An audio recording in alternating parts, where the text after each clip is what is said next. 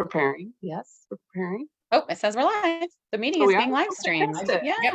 I got All it right. too. Hello. Oh, We did Hi. it. We made it happen. Yay. Finally. Few technical snags, but we're good now.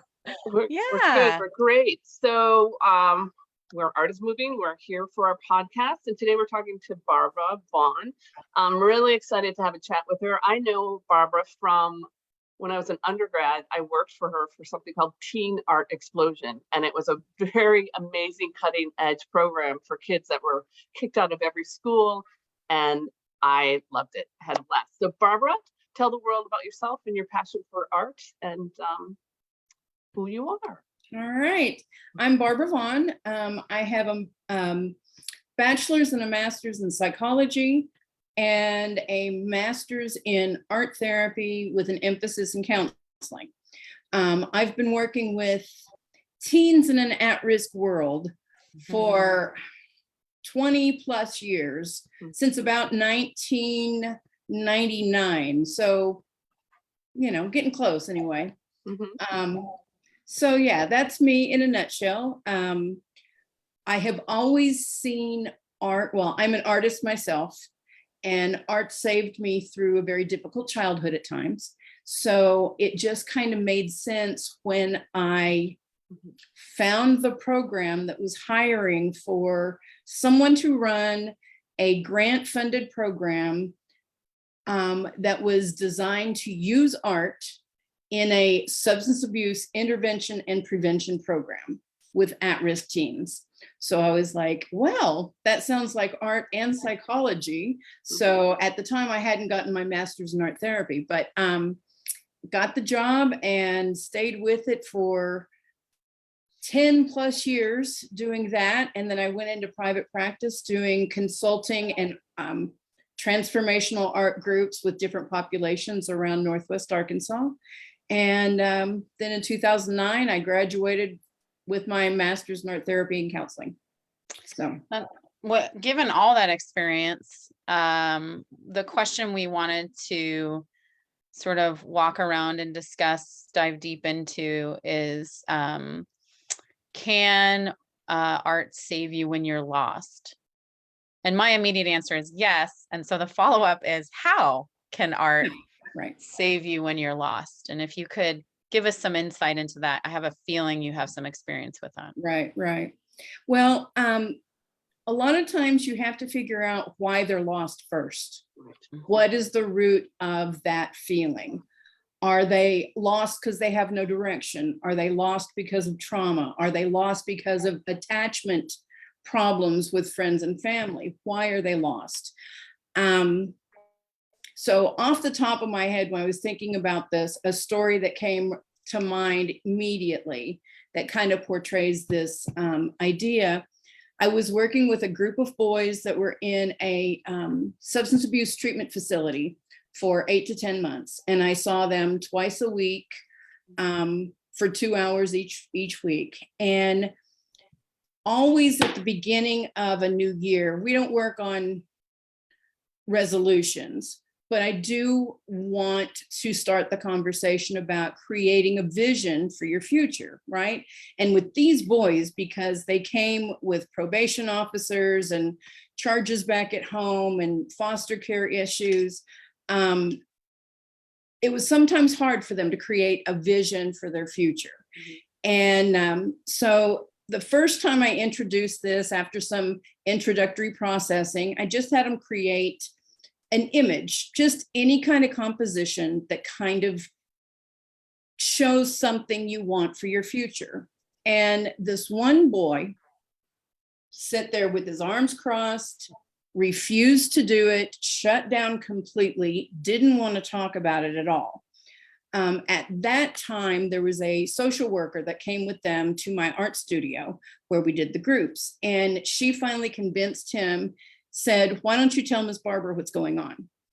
And he finally shared with me that even though he was going to be successfully completing the program, he had just found out that he was going to be charged anyway as an adult with a felony when he got home.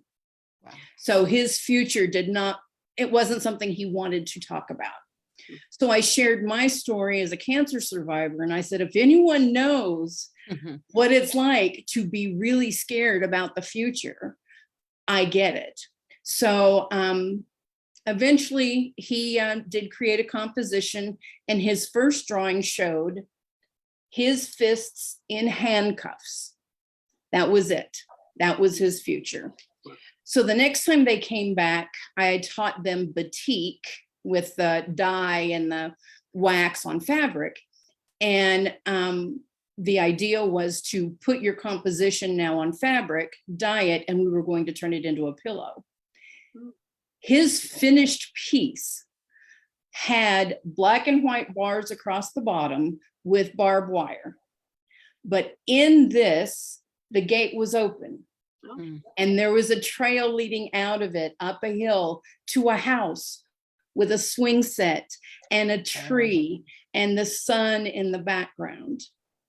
So he was recognizing that, yes, prison was a possibility, but there was something beyond that. So this was major. Fast forward a couple of months, and he actually got a job at our local food bank and worked so hard there and was such a good worker. When he got released from the program and actually went to court, the other people that worked with him at the food bank came down and advocated for him. He did not go to jail. Wow. He got probation, but he did not go to jail. So that's an example of one teenage boy that was very lost initially.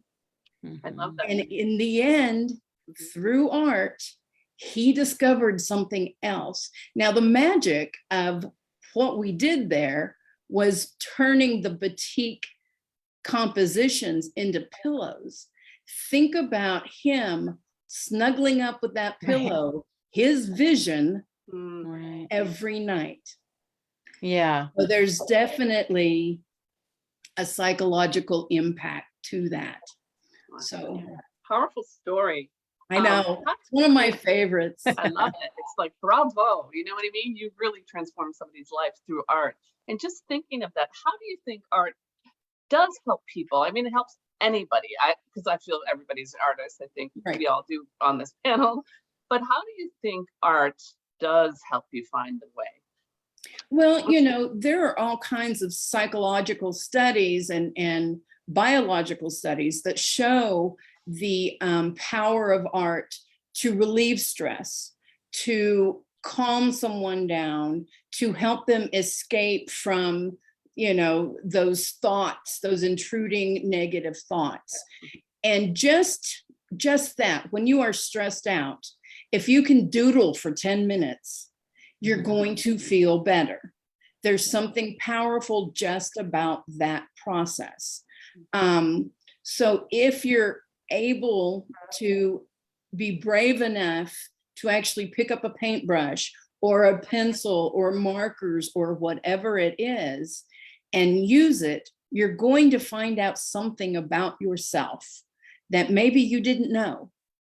Yeah, that's what I was thinking about when I initially asked the question, you said first you need to know why you're lost. And I feel like art is your answer for that. Art is your answer for figuring out the why to kind of all of your questions about yourself and your own emotions and things like that, because it can show you what your other part of your brain is sort of protecting you from. Exactly. I also think even just looking at art can do that. I think every person that's allowed themselves to be open to an experience of going to an art gallery or a museum or public art or what have you, performance, has been changed by that experience and has a story to share about a work of art that hit them in a way that they were not expecting. And I think that that's what's happening, is that it's opening a part of you that maybe you've been protecting yourself from or hiding yourself from for a while, because a lot of it is fear, right? And that's the power of art. Yeah. Well, you know, we are born, and especially learn as we grow a resistance factor in our brain, a counter arguing. There's a resistance to self-reflection. There's a resistance to talking about things that are meaningful to us.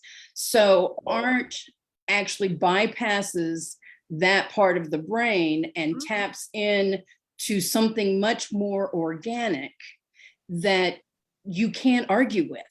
It just comes out. Right. It just comes out. You weren't Right. intending to, but there it is. Yeah. Yeah. And I'm constantly thinking, we're constantly talking about that. Like when people are apprehensive of making art, that's probably, even though they might not understand that, that's one of the reasons, right? A lot of people say, well, I'm not an artist, I can't draw. And then when you answer to that and you're like, well, that's not the part that matters. And if they can get beyond that, there's another hurdle. It's the hurdle of actually, well, I'm kind of scared of what I might create. I'm kind of scared of what myself might want to tell myself right now. And maybe I'm not ready for that. What do you say to someone like that when they're not necessarily ready to almost face their own demons? Have you ever encountered that in your work?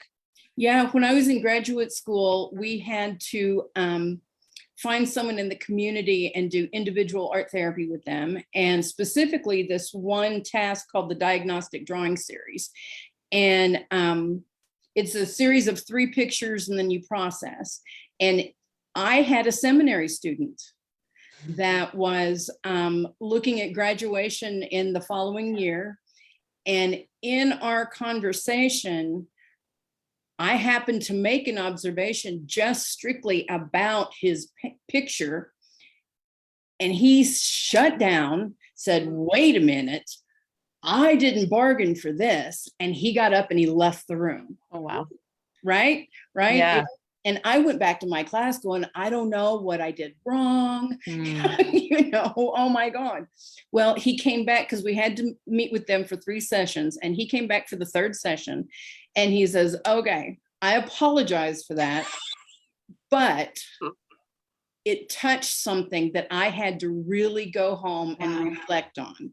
And he said, I don't want to talk about it, but I did go to my supervisor in my seminary school and we processed it.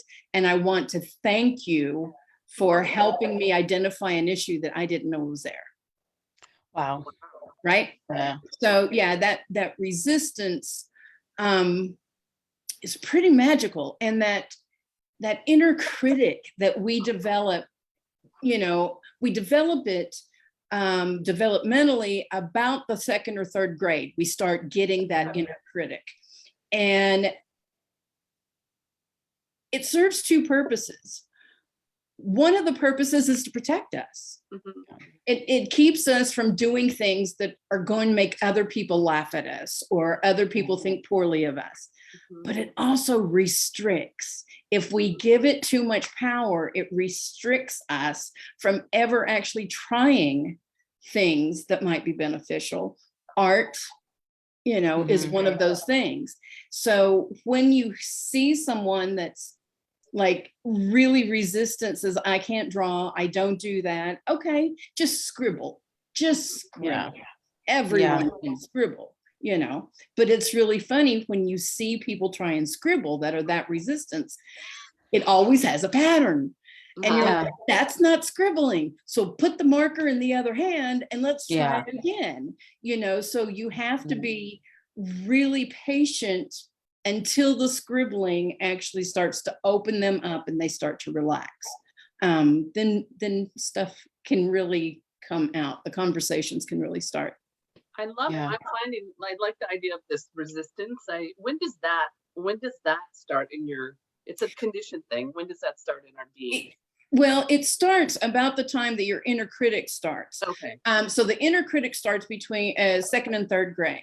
But by the time you get 6th grade, and then especially into those junior high years, when peer pressure is such a big thing, that's when resistance can either come in and plant its roots, because again, that peer pressure, we want to blend in, we want to get along.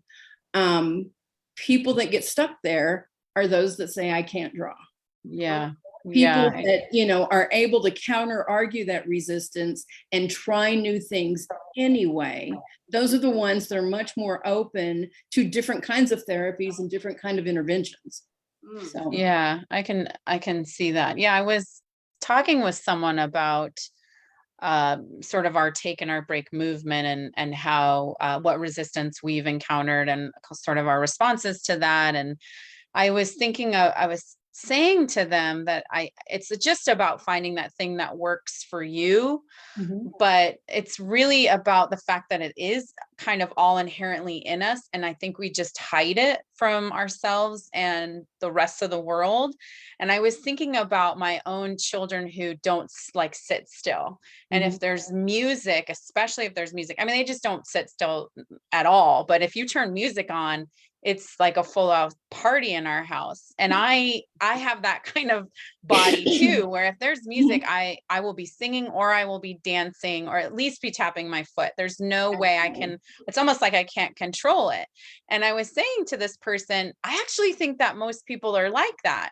It's just that the older you get, the more nervous you get about like kind of people looking at you like you're a weirdo. If you're like singing to a song or dancing when you hear music or moving your body in a way that doesn't seem quote unquote normal. Like if you're, I don't know, I just think of someone in like a clothing store, right, there's music playing. I kind of go to another world and, and I can, so like, how do you do that in a world that's like constantly telling people that they need to blend in?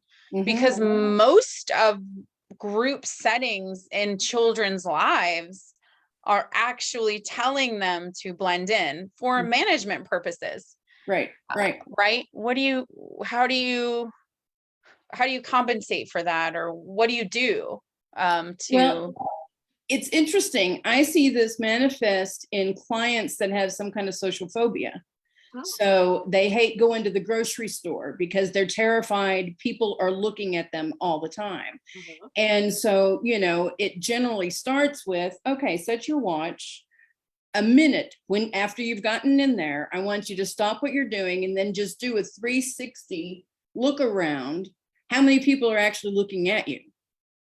No one is. Now try 5 minutes. Now try, because they grew up either really, really sheltered, where someone was constantly taking away choices because they wanted them to do it right. Well, you didn't do that right. You didn't make your bed right. So mom's going to make it for you today. Watch again.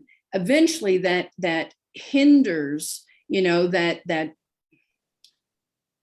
shuts off a person's ability to believe they can do anything right. So now they start becoming very self-critical and they believe everyone is staring at them because they just are who they are, right? They look weird. These are the negative messages we tell ourselves, especially when you're in a state of phobia like that. And one of my clients, I had him do that. Exactly what I just said. Go to the grocery store. And when you start feeling anxious, I want you to stop and just turn slowly around and look at the people around you and notice, is anyone looking at you? Right. And within a few weeks of doing this, he was able to go to the grocery store by himself, So it really is a process of retraining the brain at that point to identify new messaging, to feed it new messages that say you really can do this. Yeah. So the other way people get like that is if they have no safety in their childhood. So, they learn to be very, especially see this in abuse, either physical or emotional abuse, in that they're so scared they're going to set someone off that they don't do anything, right? They completely shut down. So those are the types of people, when you see that person who says, I can't draw, I won't even pick up a pen to scribble, then right there that something from their childhood has created this problem. So we need to back up and do some more talking until we can create a safe space for them to share whatever that is. So, right. Do you have any suggestions of like not, I'm sure you've encountered this in your work as well. When people say, well, I'm not even going to do that because I can't draw. Is there another suggestion that you say? We're like, well, okay, let's listen to music. Let's go, absolutely. like take, look at the trees or the sky and things like that. Are there things that people can do to get a little bit one step closer to that?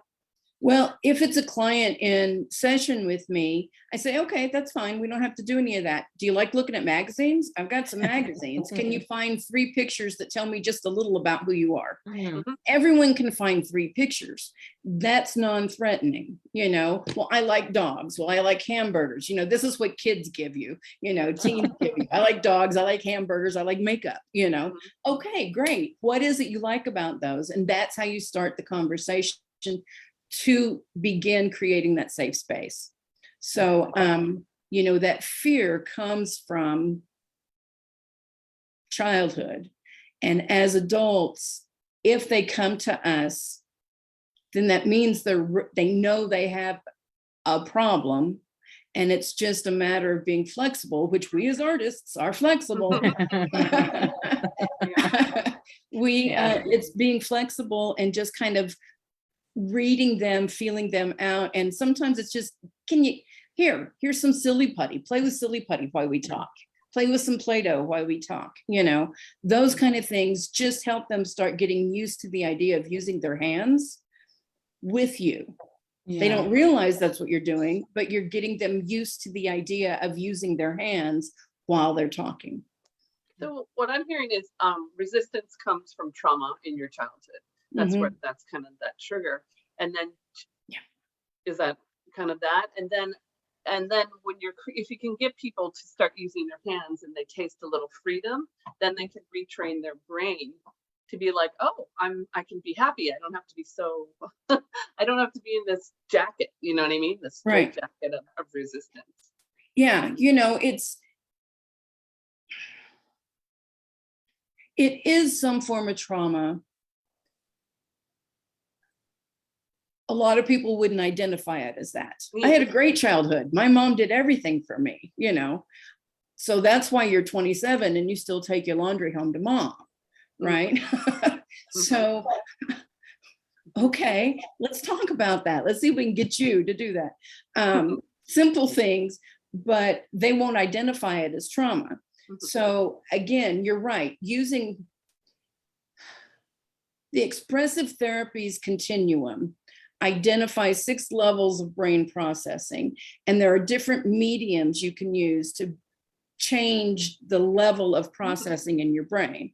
So anytime you're using your hands, you're more in that kinesthetic, and so that tends to open people up. If that's why people, a lot of times, if you're walking, they will talk.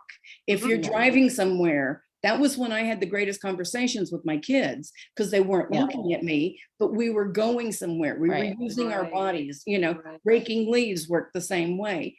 Doing something allows you to access a different part of your brain because you've turned off that resistance by opening the door through the kinesthetic motion. Does that make sense at all? Oh, yeah, that makes total sense. I think that it's like, we see that all the time when we have people taking art breaks at a table together that have never met before. And the depth of the conversation, the seriousness of the conversation and how quickly it gets there is always sort of incredible, and I think it's like even the act of not having to look up at someone while you're saying something. Exactly. Right. If you're just doodling at a table and you just kind of say something, you've removed that barrier of fear almost, right? Like that eye contact can be intimidating for people. Well, at art break too, you've got someone there doing the same activity. So I always find the resistance is a little bit easier to bypass in groups than it is one-on-one, because again, then peer pressure starts happening. That's why in a group, I give the directive, people that want to start, the other people sit there and watch. I'm always doing it with them, and then going over and helping this person or making suggestions, answering questions. But it's that sharing of the creative spirit that allows people then to go, okay, I'm going to try this. I'm going to do something, instead of sit here for 2 hours. So in an art break day kind of thing, you've got that peer pressure, quote unquote, that says, let's do this. And I've sat down at the table and I don't want to look like an idiot. So that's where the inner critic plays in your favor. You know what I mean? I don't want to look like an idiot. And if I'm sitting here and not doing it and everyone else is. Yeah. It's like positive peer pressure or something, right? It's positive punishment, quote unquote, Right. I when we were at Art Break Day all the time, I always thought it was like, because people's heads were down, and they would always talk, like you said, really, really deep, and like they were best friends by the end of the conversation, and they hang out for like an hour or 2 hours. But my theory was always because the head was down. I do. I think that has something to do with it. I also have noticed with my own children, and I've had to sort of step back as a mom because they do stuff when I'm talking to them about some things. And I have had to allow myself to allow them to do that because it almost helps them process more. Yeah. And it also helps them open up more, because at first I'm like, can you please look at me when I talk to you? But then I started to realize like I'm probably intimidating them a little bit. And they're also processing, just the learning how my own children's brains work and relating it to like how my brain works and my husband's brain works. Of course, they can't do one thing at a time. When am I ever doing one thing at a time? That's not how my brain works. It's definitely. So they've inherited that. And so for them to even just be flipping their fingers through a book pages or to be looking down at a book, they can talk to me more. And so it's really interesting, this like idea of how to help people have more conversations. It's almost like maybe conversations don't need to be had the way that we expect them to be had. Maybe they're stronger when we allow people to feel less intimidated by a conversation. Because for some people, speaking of like those phobias and all of this stuff that we carry with us, maybe a conversation is terrifying. And so maybe it's better to just find that sort of that flow. And I think that art is a really good way. Once you can get past the fear of art and you can sit down and do a true scribble doodle with someone, you'll leave feeling more connected with yourself, with them, and probably have like solved some sort of problem or realize that it's not as scary as maybe you thought it would be, to have a conversation and to make art, right? Exactly. That's why the eye contact, unfortunately, has been socialized to mean you're in trouble. Think about it in the classroom. Teachers are like, Jason, you're not looking at me. I'm trying to tell you something here, right? Or parents oftentimes, like you said, look at me when I talk to you. Right. So there's automatic social conditioning that says, if I am looking someone in the eye, I must be in trouble. So to protect ourselves, it's easier to talk when we don't look at someone else. So, if you have someone that just sits there and doesn't look at you and doesn't do anything, that's more of a challenge. If you have someone that doesn't look at you, but is doing something physically, are they just bouncing their foot? Are they, playing with a pen? Are they playing with their hair? Right. Get them doing something. I know myself, when I take classes, I had a doodle journal. I had my notebook that I took notes in, but I also had a doodle journal when I was listening. When I went to the Peace Corps, I did Zentangles all the time during training. And initially, the Thai instructors were very put off by that. They thought I was being disrespectful. Until they would start asking questions and I could answer whatever it was they threw at me. And they're like, we figured out that's the way you listen, right? Yeah. I don't listen. If I'm just sitting there looking at you, I don't listen at all. That's just me.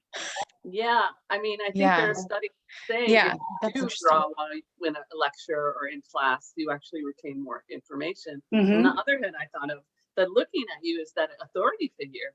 That's that, you know, it could be just the authority, could it be the government, it could be whatever, you know what I mean? Exactly. Whatever that, you know, makes us shake in our boots. And the other thing that I want to circle back at, I love that you said when people create together or when they start creating, they're sharing their creative spirit.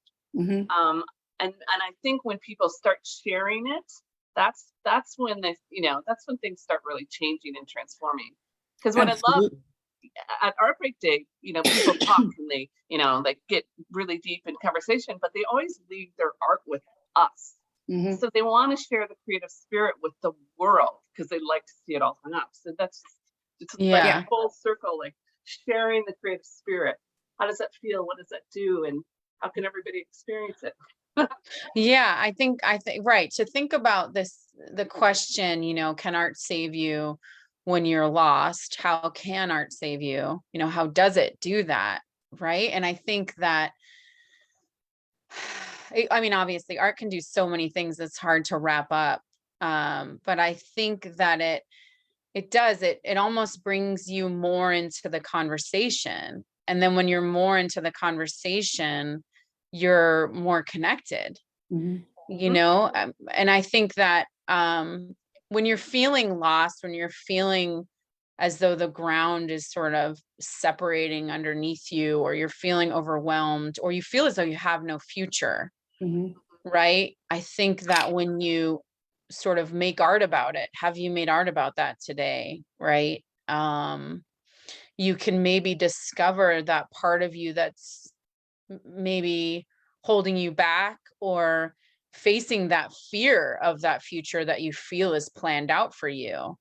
And then maybe make that shift, right? You imagine that story that you told at the beginning of the conversation, and had that person not made art about it, Mhm. they would have basically shackled themselves into Right. that future that had been Absolutely.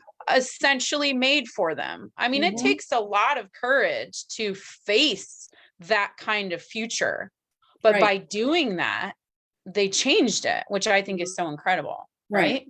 Well, just creating a vision for something you want for yourself, just that simple fact can change your future. Imagine going on a road trip and not having a map or directions.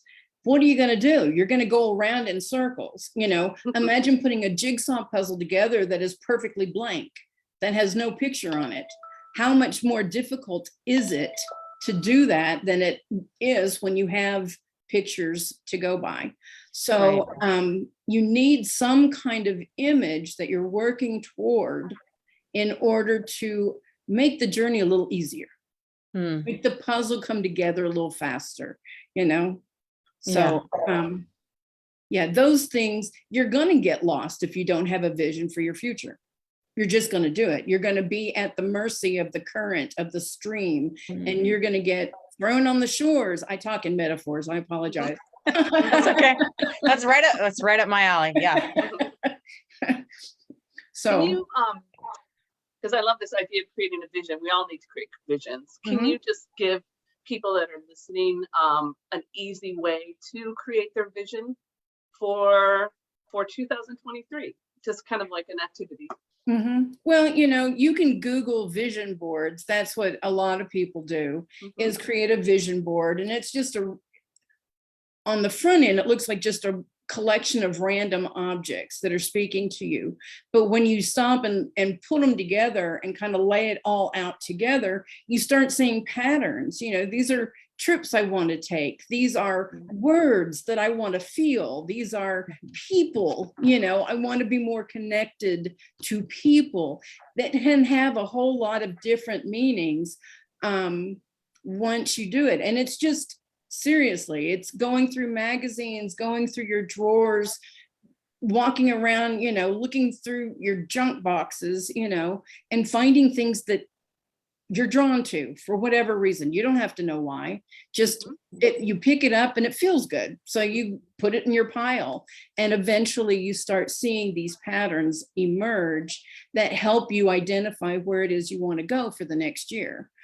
It can be as simple as that. And you can get all kinds of ideas just looking on Pinterest or Googling just vision boards. You'll see them everywhere. With people that are, really resistant, magazine collage is the easiest thing to do. It's just, find some magazines, go through them and tear out or cut out pictures and words that you like, and then put it together and see what it says to you. So for some reason, those magazine collages are the least threatening thing that a person can do, but they can have some of the most powerful meaning and impact once you start processing them later. And then one tip, just one tip, because you kept on saying recognizing the patterns. What if people don't know how to do that? That's okay. That's okay. That's okay. I know. That's okay. I like the idea of this activity that you said, which is when you were talking about grab it because it makes you feel good. Like, what if you, like, even if someone had no magazines, no way of taking photographs or whatever, if you just did that for a day, did that for an hour, just notice what makes you feel good. Just notice what makes you feel good. And you could either just make a mental note of that or jot it down. And then I feel like for people who are like, I have no idea how to recognize those patterns, right? Show it to someone, get brave enough and show it to someone else, because I've done that before, which is like, I can't figure this out. Why do I keep doing this? Can you just tell, give me your insights, right? Give it to someone else or come back to it later. Right? A lot of people say, I don't see any patterns. Okay, just put it on your wall. Just put it on your wall or put it on your refrigerator, walk by it every day and take a look at it. Eventually something's going to click. But you made a good point, Lauren. If you don't have magazines, you don't have pictures, go for a walk and pick up things, rocks, leaves, sticks. And if it makes you feel something, bring it in. If it makes you feel negative, toss it away. But if it makes you feel something either ambivalent or feel good, bring it in, because chances are you picked it up for a reason. Yeah, I like that. I like that's a great self-awareness exercise. It's making you feel good for a reason. It's making you feel bad for a reason. And let's elaborate on that. Yeah, I like that. You were talking earlier about going to art galleries, and I used to take the teens in my programs to an art gallery, or we would have an art show ourselves of their work. And it was really funny because teens are going to go look at some abstract piece and go, I can do that. That's not good art. Why is it hanging up here? What does it make you feel? Well, I think it's hideous. Okay, why? Why do you think it's hideous? What is it about it? Is it because it's too simple and you're kicking yourself because you could have done that, but you never thought about it? Well, let's go back and try. So if it makes you feel something, it's good art. I don't care what it looks like. If it makes you feel something, it's good art. Yeah, I'm all about how art makes you feel. Yeah, I had a kid in our after school program that Lisa taught in. This was one in a different school. That one day I came in and I said, we're making bad art today. We're making bad art. And so, his normal thing was skulls, suicides, blood, and he starts doing all of that again. And I went, no, that's your good art. I want to see bad art. And this is a kid with a mohawk, piercings, tattoos, the whole thing. He starts making rainbows and butterflies and flowers. And it was hysterical. And then when we processed about why he chose that as bad art, Well, because it's pretty and I don't do pretty. So what is it about pretty that makes you feel bad? You know, so you start asking those follow-up questions that makes them start thinking. But it was so funny to see him suddenly making rainbows and butterflies and flowers. That's That is awesome. Opposite day. Wow. this conversation can go on forever. It's Yeah. almost like art makes you feel, and then you kind of got to unwind that. You have to have the courage to go, okay, maybe. Yeah, I think right. I think it's the like, it's a very multiple step process, and you can make the choice how deep you want to go, you know, because it's great to open yourself up simply by taking an art break. You can just reduce stress by taking an art break, but you could also look back at that art and figure out why you're stressed, and you know, and you can have that conversation with your art and with yourself. Even if you don't know why, though, because the same person that says I can't draw is going to say, well, that's ugly. Why? I don't know. It just is, right? You hear that all the time. Why are they leaving their artwork with you? It might be to share their creative spirit, or it might be because they don't want to look at why they made that. Yeah, I think that's a really, really good point. Yes. Why is just as scary as picking up that pencil and doodling. Why is scary. The why, I think the why is scarier, you know, to be honest. I think that I think a lot of people are like, okay, they will succumb to the peer pressure. I'm thinking of our events, and they'll do it. And then they won't do they don't want to do the rest of it. Right. Because that's even scarier. That's when the real work comes in. But you really do. You have to be willing to talk about all of it. And a lot of people don't want to have like a full conversation. They want to have like a quarter of a conversation. But it's a really good start. It's a really good start. And maybe you'll have that conversation in private. Maybe you'll leave that art there, but maybe you'll pick up a sketchbook and you'll start writing in it or doodling in it.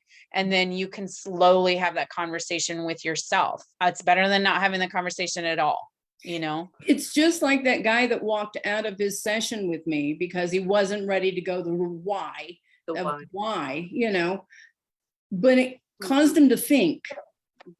You know, and so they may leave their artwork with you, but they're going to think about it. You know, they're going to think about what they made, and maybe they'll learn something, maybe they won't, but they're going to think about it. And those that have the strength to think are the ones that have the strength to discover the why. Yeah. Awesome. Wow. Yeah, I could talk to you all day about this. Thank you so much for taking the time. I really appreciate it. And I love what you do. All right. Thanks, guys. All right. See, how do I get off? Stop live stream.